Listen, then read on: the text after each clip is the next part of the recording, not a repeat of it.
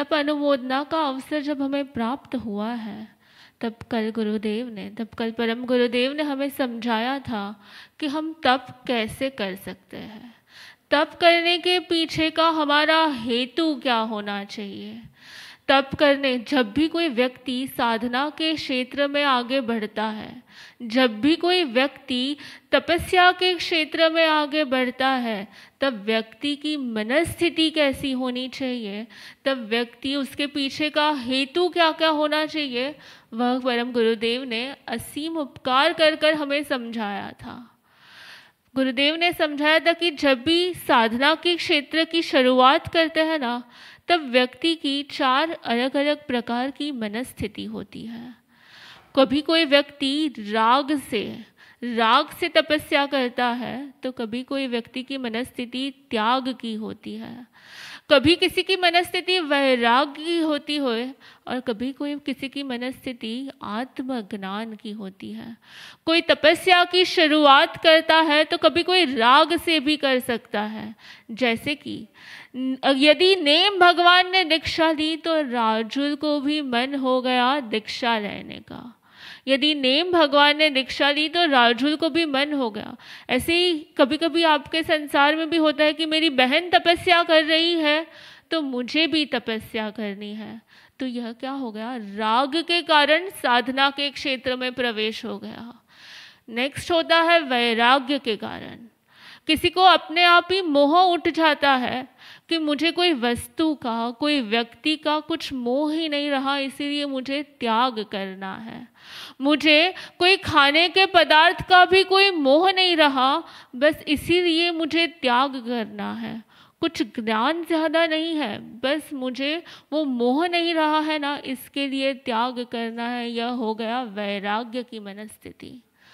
और किसी को ऐसे ही त्याग करने का मन हो जाता है, ऐसे ही मुझे बस त्याग करना है, ज़्यादा कुछ ज्ञान नहीं है कि इससे मेरे कर्मक्षय होंगे कि नहीं, ये शरीर अलग है, ये शरीर पुद्गल का है, ऐसा कुछ ज़्यादा ज्ञान नहीं है, बस त्याग करना है, त्याग की भावना है। तो यह हो गई त्याग की मनस्थिति। एक होती है राग की मनस्थिति, एक होती है त्याग की मनस्थिति, एक होती है वैराग्य की मनस्थिति, और 4th मनस्थिति होती है आत्मज्ञान की मनस्थिति।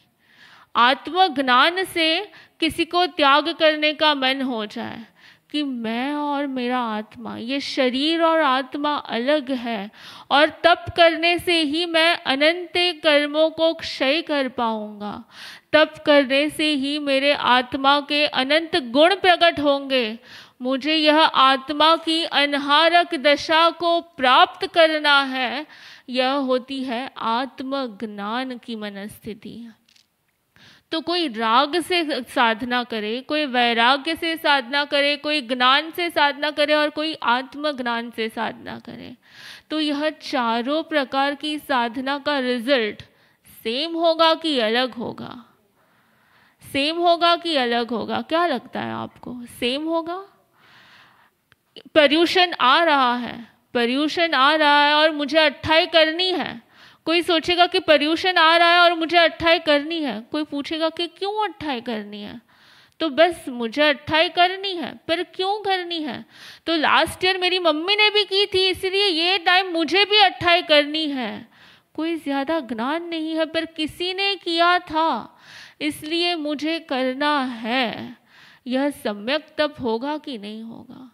अन्य की प्रेरणा से तप करना, उसमें नुकसान नहीं है। वो बात सही है कि अन्य की प्रेरणा से तप किया जा सकता है, पर जितना लाभ मिलना चाहिए वो सम्यक ज्ञान के साथ, एक इंटेंशन पूर्वक तप होता है, एक हेतु पूर्वक जब तप होता है तभी जितना लाभ मिलता है। सिर्फ अन्य की प्रेरणा, बस उन्होंने किया था इसलिए मुझे करना है, उसमें उतना लाभ मिलता है कि नहीं मिलता है? मिलता है कि नहीं मिलता है?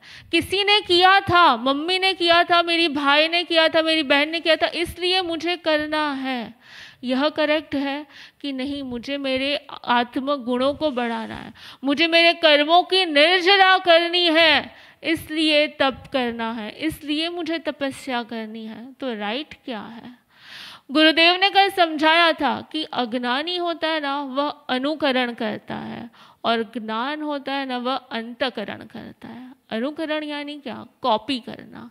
जो अज्ञानी होता है वह कॉपी करके तप करता है, और जो ज्ञानी होता है वह अपने आत्मा के गुणों को प्रकट करने के लिए समझपूर्वक तप करता है। तो क्या हमें क्या करना है?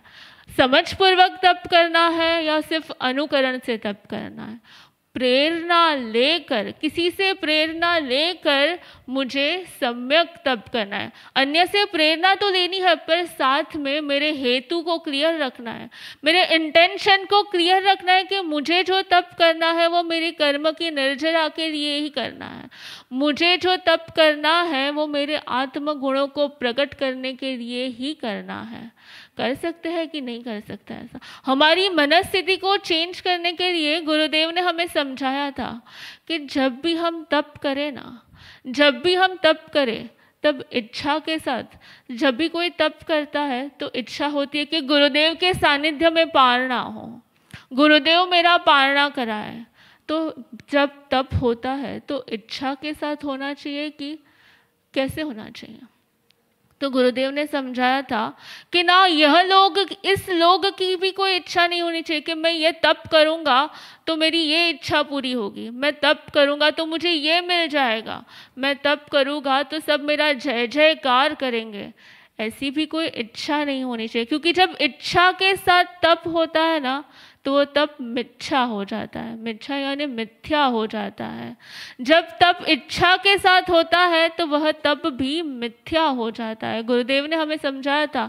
इसीलिए जब भी हम तप करें तो हमारी इच्छा नहीं होनी चाहिए, ना यह लोग की कोई इच्छा होनी चाहिए, ना मुझे नेक्स्ट भव में मुझे देवलोक की प्राप्ति होगी, नेक्स्ट भव में मुझे अच्छे परिस्थिति, अच्छे आसपास के संयोगों की प्राप्ति होगी। ऐसी भी कोई इच्छा के साथ तप नहीं होना चाहिए। तप जब भी होता है तो तप इच्छा मुक्ति के लिए होता है। तब हमें इच्छा की मुक्ति के, इच्छा के त्याग के लिए तप करना है, और उसमें भी हम इच्छा कर देंगे तो वो तप सम्यक कहलाएगा कि मिथ्या कहलाएगा? तो गुरुदेव ने हमें असीम उपकार करके समझाया था कि जब भी हम तप करें, जब भी हम तपस्या करें, तभी हमें 1% भी कोई इच्छा नहीं रखनी है। कोई मुझे गुरुदेव ही पालना कराए, मुझे ये मिल जाए, मेरा ये काम कंप्लीट हो जाए, ऐसी 1% भी इच्छा के साथ तप नहीं करना है। पर बस तप का तो मात्र एक ही हेतु होना चाहिए, तप का मात्र एक ही इंटेंशन होना चाहिए कि मुझे मात्र मेरे कर्म निर्जरा के हेतु के लिए तप करना है, मुझे मात्र मेरे कर्मों की निर्जरा के लिए तप करना है, मुझे मात्र मेरे कर्म, मेरे आत्मा के अनंत गुणों को प्रकट करने के लिए तप करना है। और गुरुदेव ने हमें समझाया था, गुरुदेव ने समझाया था कि जब भी तप हो ना, जब भी तप की शुरुआत करें हम, तब इच्छा की मुक्ति से शुरुआत करनी है, तब इच्छा की मुक्ति से शुरुआत करनी है। और तब इजी होता है कि टफ होता है?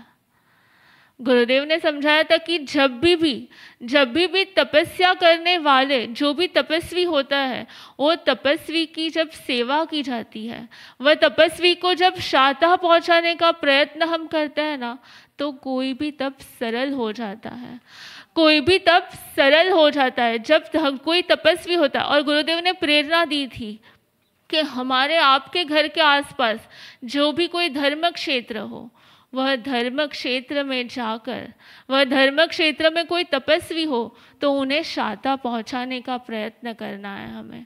वो उन्हें शांता पहुंचाने का प्रयत्न करने से तपस्या हमारे लिए भी सरल हो जाएगी कि डिफ़िकल्ट हो जाएगी? तो हमारे लिए भी वह तपस्या सरल हो जाएगी। और परम गुरुदेव ने समझाया था कि एक मास क्षमण अनुकूलता के साथ किया जाए और एक उपवास प्रतिकूलता के साथ किया जाए। प्रतिकूलता के साथ किया हुआ उपवास का फल ज़्यादा होता है या अनुकूलता के साथ किया हुआ मासिक शमन का फल ज़्यादा होता है? कभी गुरुदेव के पास पचकान लेने जाए तो हम विनंती करते हैं कि मेरा मासिक शमन शांतापूर्वक हो जाए, तो यह विनंती योग्य है कि अयोग्य है? तो गुरुदेव ने हमें समझाया था कि हमें ऐसी विनंती नहीं करनी है कि मेरी मासिक श्रमण शातापूर्वक अनुकूलतापूर्वक हो जाए, पर हमें विनंती क्या करनी है? हमें विनंती करनी है कि मेरी तपस्या में प्रतिकूलता आए, पर वह प्रतिकूलता में भी मैं प्रसन्न रह पाऊँ, वह डिफ़िकल्टीज़ में भी मैं प्रसन्न रह पाऊँ, ऐसा बल मुझे प्रदान कीजिए। वह डिफ़िकल्टीज़ में भी मैं प्रसन्नतापूर्वक मेरी तपस्या में आगे बढ़ पाऊँ, वैसा बल मुझे प्रदान कीजिए। तो हम सब भी एक यह सम्यक तप की ओर आगे बढ़ते रहे। हम सम्यक तप से, गुरुदेव ने जैसे समझाया, सम्यक हेतु के साथ तपश्चर्या की ओर आगे बढ़ते रहे, सम्यक विजन के साथ तपश्चर्या की ओर आगे बढ़ते रहे। यही आज के दिन में हमें